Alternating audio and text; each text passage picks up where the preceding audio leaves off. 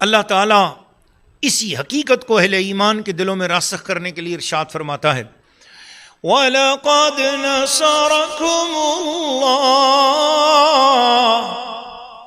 وَلَقَدْ نَصَرَكُمُ اللَّهُ بِبَدْرٍ وَأَنْتُمْ أَذِلَّةٌ۔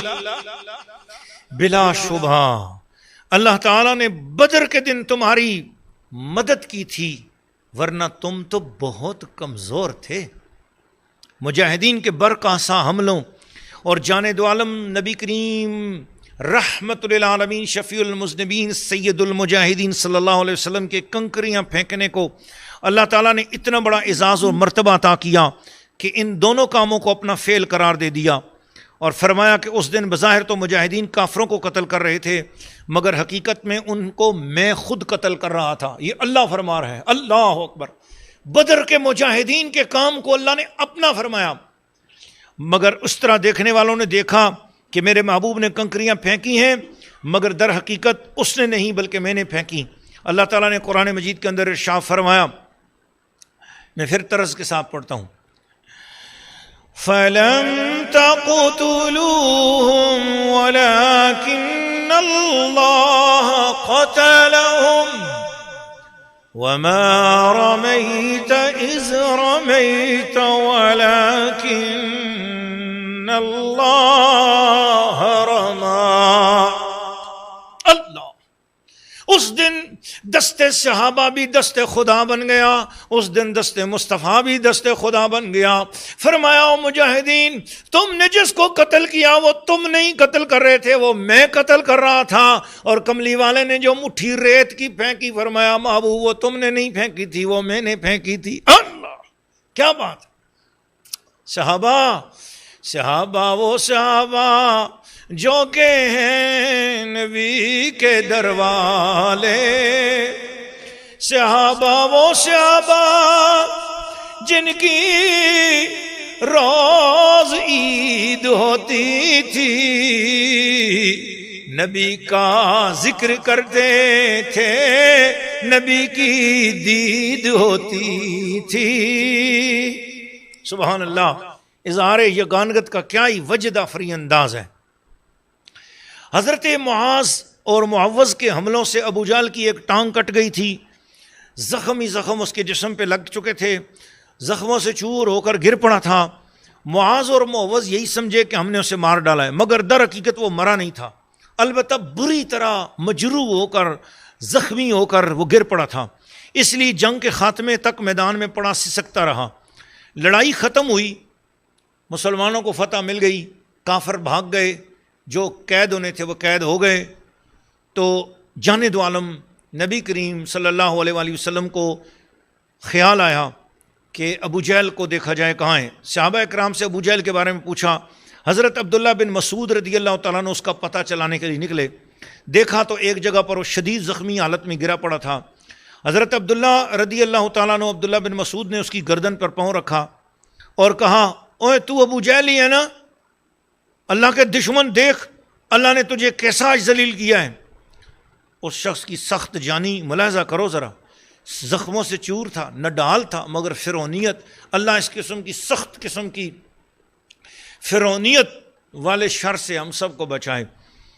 تو اس نے کہا، اس کے ہوش و حواس میں کوئی فرق نہیں تھا، اتنی دیر سے اس کا خون بھی نکل چکا تھا، زخمی بھی ہو چکا تھا، اور نہ اس کے لب و لہجے میں کوئی اضمحلال طاری ہوا۔ اس نے جواب دیا، بھلا کس طرح خدا نے مجھے ذلیل کیا ہے؟ کیا لڑائی میں قتل ہو جانا کوئی شرمندگی اور ذلت کی بات ہے؟ میں اپنی قوم کا سردار تھا، تمہارے ہاتھوں مارا گیا تو کیا ہوا؟ یہ تو ہوتا ہی رہتا ہے۔ افسوس صرف اس بات کا ہے مجھے دہقانوں نے مار ڈالا، یعنی وہ انصار کھیتی باڑی کرتے تھے نا، تو یہ کھیتی باڑی کرنے کو اچھا نہیں سمجھتے تھے، تو اس کو صدمہ یہ تھا کہ مجھے دہقانوں نے مار ڈالا، کھیتی باڑی کرنے والوں نے مار ڈالا، کاش مجھے قتل کرنے والا کسی شریف خاندان کا کوئی فرد ہوتا۔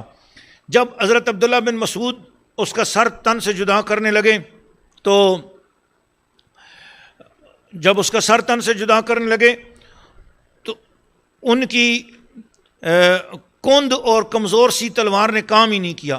یہ دیکھ کر ابو جہل نے اپنی تلوار ان کو دی اور کہا یہ لے لے، اس کے ساتھ میرا سر قلم کر اور کوشش کر کہ میری گردن جڑ سے کاٹی جائے تاکہ مرنے کے بعد بھی سروں کے بیچ میں میرا سر اونچا نظر آئے۔ آپ نے دیکھا ایسا تھا ابو جہل، خطرناک قسم کا آدمی۔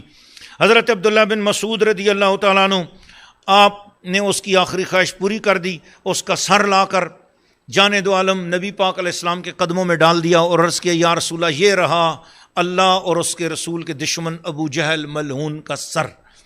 نبی کریم صلی اللہ علیہ وسلم نے دین حق کی راہ میں حائل ایک بہت بڑی رکاوٹ دور ہو جانے کے بعد جب یہ دیکھا کہ ابو جہل کا سر کٹ کے حضور کے قدموں میں پہنچ چکا ہے، اس وقت نبی پاک نے بڑے بلند آواز میں فرمایا لا الہ الا اللہ محمد رسول اللہ۔ بلند آواز میں حضور نے جلال میں فرمایا اور فرمایا سبحان ربک رب العزت عما یصفون وسلام علی المرسلین والحمد للہ رب العالمین۔ حضور بیٹھے ہوئے تھے، کھڑے ہو گئے اور حضور علیہ السلام نے سجدہ شکر کیا اور سجدے میں گر گئے اور حضور علیہ السلام نے سورت پر پڑھا سبحان ربی الاعلیٰ سبحان ربی الاعلیٰ سبحان ربی الاعلیٰ۔ اے اللہ تیرا شکر ہے تو نے اس امت کے فرعون کو قتل کیا۔ اس کا مطلب یہ ہوا گستاخ رسول جب قتل ہو جائے، گستاخ رسول جب مارا جائے تو اس کی موت پر صدمہ کرنا کسی بھی صورت میں اسلام میں جائز نہیں ہے، خوشی منانے کا حکم ہے، اللہ کا شکر ادا کرنے کا حکم ہے۔ جان دو عالم صلی اللہ علیہ وسلم غزوہ بدر میں کامیاب ہو چکے ہوئے تھے اور مسلمانوں کو فتح مل چکی تھی۔ اس موقع پر 4 معجزات بھی اس غزوے میں ہوئے، ان کا ذکر حضرت قبلہ قاضی عبد الدائم صاحب فرماتے ہیں، سنیے۔ ناظرین و ناظرات، سامعین و سامعات، غزوہ بدر کا یہ بیان کرتے ہوئے میں مسلسل الحمدللہ تقریباً 5-5.5 گھنٹے ہو رہے ہیں، یعنی 5.5 گھنٹے مسلسل آپ لوگوں نے سنا اور ہم سنا رہے ہیں الحمدللہ۔ یہ واقعہ میری اپنی زندگی میں بڑی سعادت ہے الحمدللہ، میری قبر کا توشہ ہے۔ میں چاہتا ہوں کہ اللہ کرے ساری دنیا میں یہ واقعہ پھیلے، سارے مسلمان سنیں اور اس واقعے سے فیض حاصل کریں، کیونکہ ساری کائنات کے ولیوں کے سربراہوں کا میں واقعہ سنا رہا ہوں، ساری دنیا کے غوث اصحاب بدر، غازیان بدر اور شہدائے بدر کے قدموں کی خاک اور ان کے سر، یعنی غوثوں، کتبوں، ولیوں سے بڑے ہستیوں کا ذکر میں نے کیا ہے۔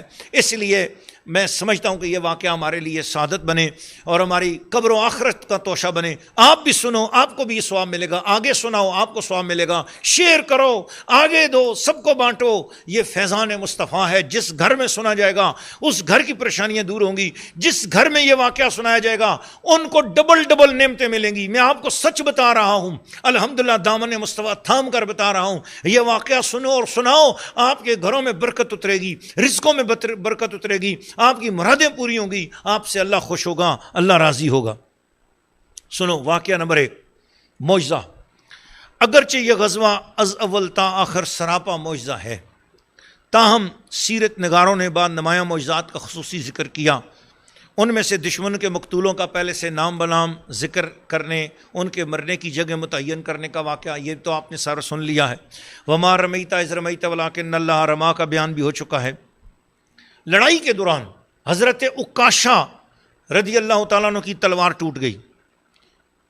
جان دو عالم صلی اللہ تعالیٰ علیہ وسلم نے جب دیکھا کہ وہ نہتے ہو گئے ہیں، ان کے پاس لڑنے کے لیے کوئی چیز نہیں ہے، حضور علیہ السلام نے ادھر ادھر دیکھا تو ایک کھجور کی جڑ کی لکڑی تھی، بس ایک جڑ کی لکڑی۔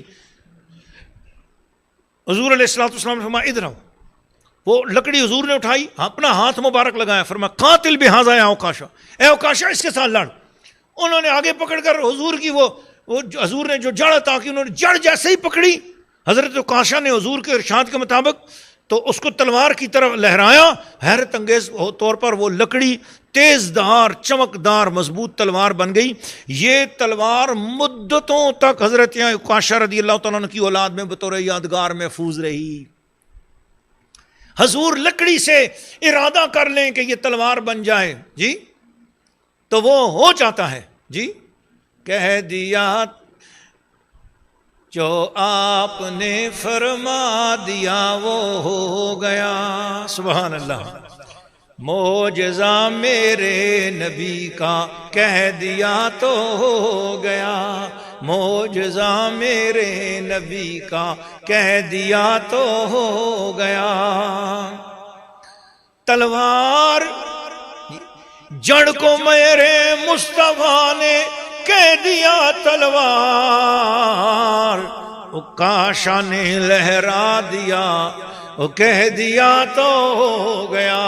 معجزہ میرے نبی کا کہہ دیا تو ہو گیا. جڑ تھی حضور نے پکڑائی، فرمایا او کاشا اس سے لڑ قاتل بھی حاضا. انہوں نے ایسے لہرائی نا جو پہلوانوں کی طرح، تو دیکھا تلوار بن چکی ہوئی ہے، اور مدتوں ان کی نسلوں میں یادگار قائم رہی کہ یہ وہ جڑ سے بنی ہوئی تلوار ہے جو حضور کے حکم سے تلوار بنی. جب حضور نے تلوار بنا دی تو پھر بن گئی. سبحان اللہ.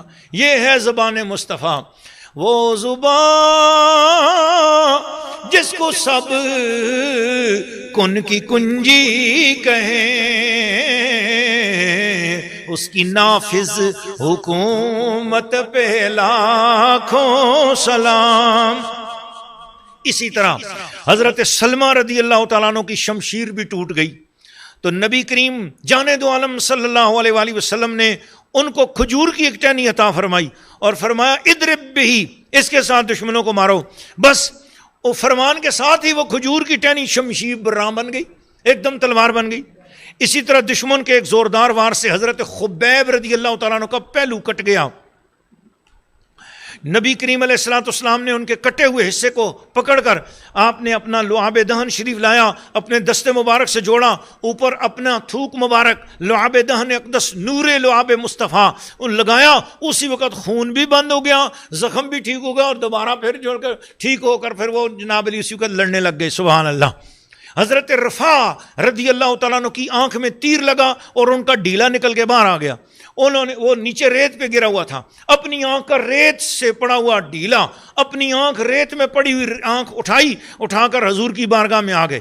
نبی پاک علیہ السلام نے ریت کو صاف کیا اور اپنا تھوک مبارک حضور نے لگایا اور دعا فرمائی، اور ان کی آنکھ کو دوبارہ اسی ڈھیلے میں رکھا، اسی جگہ پر رکھا، اور اوپر ہاتھ رکھ کر نبی پاک علیہ السلام نے دعا فرمائی. جب ہاتھ اٹھایا تو آنکھ بالکل پہلے کی طرح دوبارہ جڑ گئی تھی اور ٹھیک ٹھاک ہو گئی تھی. سبحان اللہ. کیا بات ہے. مصطفیٰ کریم کے ہاتھوں پر درود اور سلام ہو.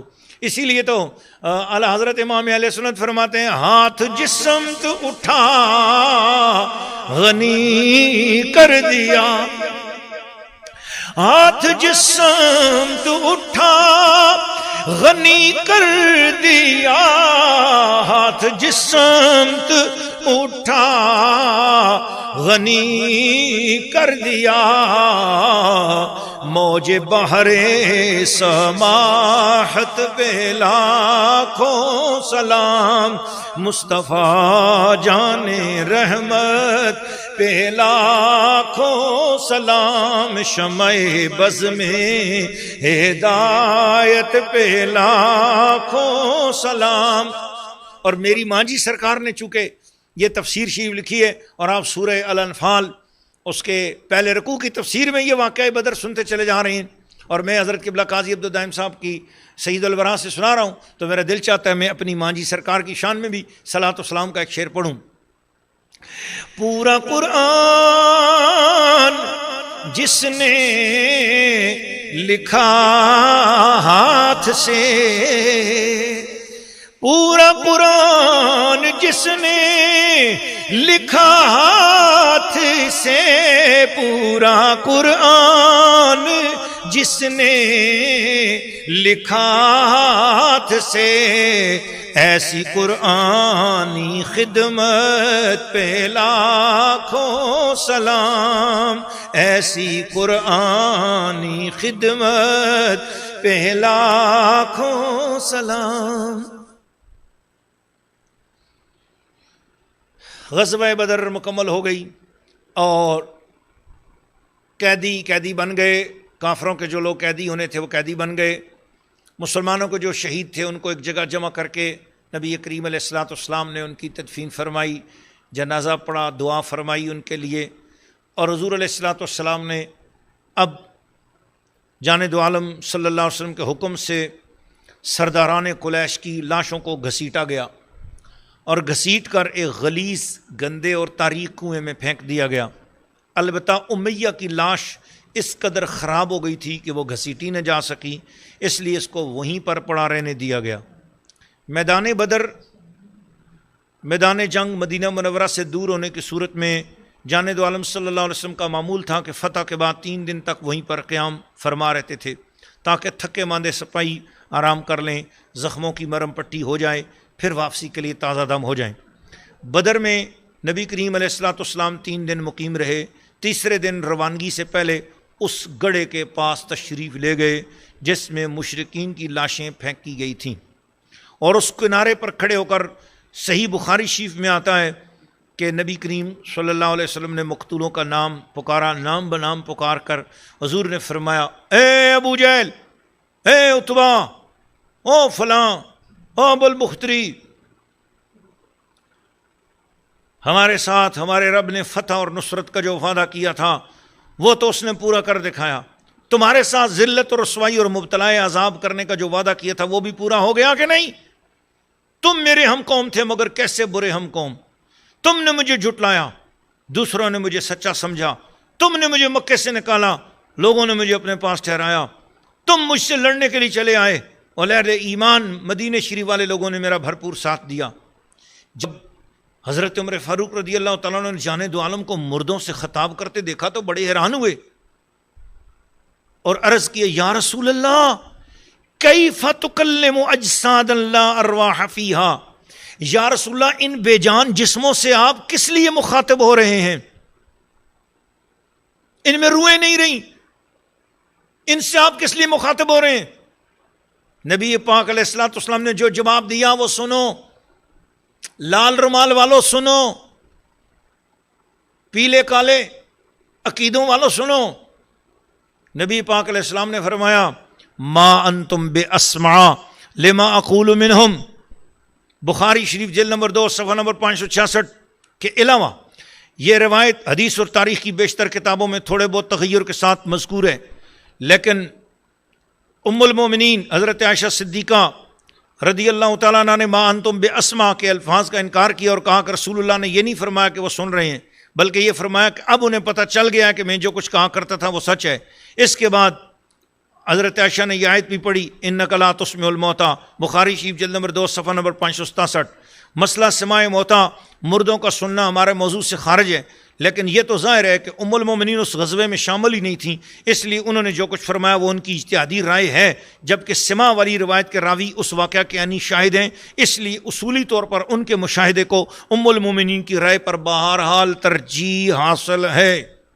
سنیے عقیدہ، آپ نے حضرت عمر فاروق کو جو جواب دیا، آج کے لوگ حضرت عمر فاروق سے بڑھ کر ایمان والے نہیں ہیں، بلکہ عمر فاروق کے جوتے مبارک کے ساتھ لگنے والی خاک کے برابر بھی یہ لال رومال والی مخلوق نہیں ہو سکتی۔ نبی کریم علیہ الصلوۃ والسلام نے حضرت عمر فاروق کو فرمایا، ما انتم باسمع لما اقول منہم، میں جو کچھ کہہ رہا ہوں اس کو تم ان سے زیادہ نہیں سن رہے ہو، یعنی جتنا تم سن رہے ہو یعنی وہ بھی اسی طرح سن رہے ہیں جس طرح تم سن رہے ہو، لیکن وہ جواب دینے کی طاقت نہیں رکھتے۔ اب یہاں پر ایک بات آ گئی نا، اس کا مطلب ہے کہ مردے سنتے ہیں، اب یہ ہے کہ کافر ہوں تو جواب دینے کی طاقت نہیں رکھتے، ایمان والے ہوں تو یہی بخاری، یہی مسلم، یہی ترمذی، یہی ابن ماجہ، یہی محدثین بتاتے ہیں کہ جب تم مسلمانوں کے قبرستان میں جاؤ تو بولو السلام علیکم یا اہل القبور۔ اگر وہ مسلمان میت تمہیں پہلے سے پہچانتی تھی زندگی میں تو وہ اب بھی تمہیں پہچانے گی اور تمہارا جواب دے گی، لیکن اگر وہ پہچانتی زندگی میں نہیں تھی لیکن پھر بھی وہ مسلمان سمجھ کر تمہارے سلام کا جواب ضرور دیں گے۔ تو اس کا مطلب یہ ہوا کہ فرق یہ ہے، سنتے دونوں ہیں، کافر مردے بھی سنتے ہیں، مسلمان مردے بھی سنتے ہیں، پر کافر جواب نہیں دے سکتے، ایمان والے جواب بھی دیا کرتے ہیں۔ اس لیے الحمدللہ ہم اپنے تمام اولیاء اللہ کو، صحابہ اکرام کو، اہل بیت اطہار کو اور خود نبی کریم صلی اللہ علیہ وسلم کو پکارتے ہیں، آواز دیتے ہیں کہ اللہ نے یہ قوت ان کو عطا فرمائی ہوئی ہے، اللہ کی عطا پر یقین کرنا یہی ایمان ہے۔ اس لیے ہم کہتے ہیں یا رسول اللہ انظر حالنا، یا حبیب اللہ اسمع قالنا، اننا فی بحر ہم مغرق خذ یدی سہل لنا اشکالنا۔ 3 دن کے بعد نبی پاک علیہ الصلوۃ والسلام نے فتح و نصرت کے ساتھ وہاں سے واپسی کا سفر فرمایا۔ جنگ سے پہلے نبی پاک نے اپنے اصحاب کی بے سر و سامانی دیکھی تھی، تو اس وقت نبی کریم علیہ الصلوۃ والسلام نے یوں دعا فرمائی تھی، یا اللہ میرے ساتھی پیدل ہیں، ان کو سواریاں عطا فرما، ان کا لباس ناکافی ہے، ان کو پوشاکیں عطا فرما، ان کے پاس کھانے کو کچھ نہیں، ان کو وافر کھانا عطا فرما۔ اب جب واپسی ہوئی تو یہ دعا قبول ہو رہی ہے۔ سیرت حلویہ جلد نمبر 2 صفحہ نمبر 166 کا حوالہ دے رہے ہیں قبلہ قاضی عبدالدائم دائم صاحب۔ اب واپسی کے وقت اس دعا کی اجابت کا مشاہدہ ہو رہا تھا۔ سینکڑوں اونٹ حضور کے ساتھ، گھوڑے، بہت سارا اسلحہ، وسیع مقدار میں خورد و نوش کا سامان بطور مال غنیمت ہمراہ تھا۔ علاوہ ازیں دشمن کے 70 آدمی قید تھے، جن میں بعد بہت اہم سردار بھی شامل تھے۔ مقام صفرا میں جانے دو عالم نے قیام فرمایا تو حضرت علی کو ایک قیدی نضر بن حارث کے قتل کا حکم دیا، کیونکہ یہ بد زبان اور بے رحم انسان جانے دو عالم اور کلام الہی قرآن مجید کے بارے میں بےہودہ باتیں کرنے کے علاوہ کمزور مسلمانوں پر ظلم و ستم کرنے میں بھی پیش رہا کرتا تھا۔ آج جب اس کو موت سامنے نظر آئی، ساری شیخی دری رہ گئی، لگا سفارشیں ڈھونڈنے۔ حضرت مصعب ابن عمیر سے اس کی رشتہ داری تھی، ان سے کہا کہ تمہارے ساتھ میری قرابت داری ہے، اس لیے محمد سے میری جان بخشی کرا دو، مگر انہوں نے یہ کہہ کر اس کا مطالبہ مسترد کر دیا کہ تم رسول اللہ اور قرآن کے بارے میں بکواس کیا کرتے تھے، ایمان لانے والوں کو طرح طرح کی اذیتیں دیا کرتے تھے، اس لیے میں تمہاری سفارش نہیں کر سکتا۔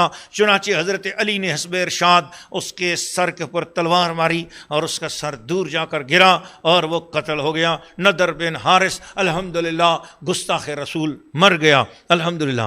جانے دو عالم نے نضر کو اس کے ناقابل معافی جرائم کی پاداش میں قتل تو کرا دیا، مگر شان رحمت ذرا دیکھیے، اس کی بیٹی یا اس کی بہن نے اس کا مرثیہ لکھا تو اس کے 2 شعر یہ بھی تھے، محمد وَلَأَنْتَ صِنْوُ نَجِيبَةٍ فِي قَوْمِهَا وَالْفَحْلُ فَحُلُّ عُرَقٌ ما كان ضرك لو مننت وربما من الفتى وهو المغيظ المحنق۔ اے محمد تم تو ایک شریف عورت کے بیٹے ہو اور ایک معزز خاندان کے فرد ہو، اگر تم میرے باپ یا بھائی کو معاف کر دیتے تو تمہارا کیا نقصان ہو جاتا۔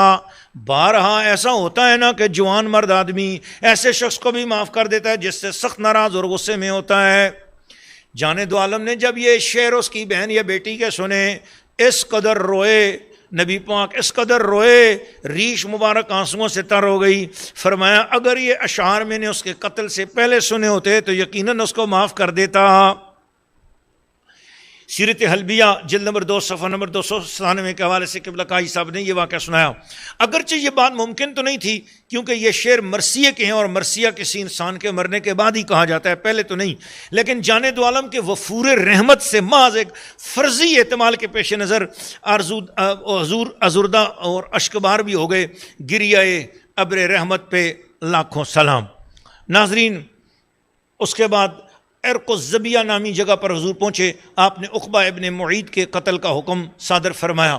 یہ عقبہ ابن معیط وہی ہے جب 5 سال کی سیدہ فاطمہ زہرا تھیں، حضور کعبے میں نماز کے اندر صلاۃ و تسبیح میں تھے، سجدے کی حالت میں تھے کہ اس عقبہ نے اپنے جو ہے وہ چند ہنڈوں کے ساتھ مل کر اونٹ کی گندی اجری لا کر نبی پاک علیہ الصلوۃ والسلام کے سر پہ رکھ دی تھی۔ یہ وہ شقی القلب انسان ہے، غلاظت سے لتھڑی ہوئی اونٹوں کی اجڑیاں لا کر آپ کی گردن مبارک پہ رکھ دی تھیں۔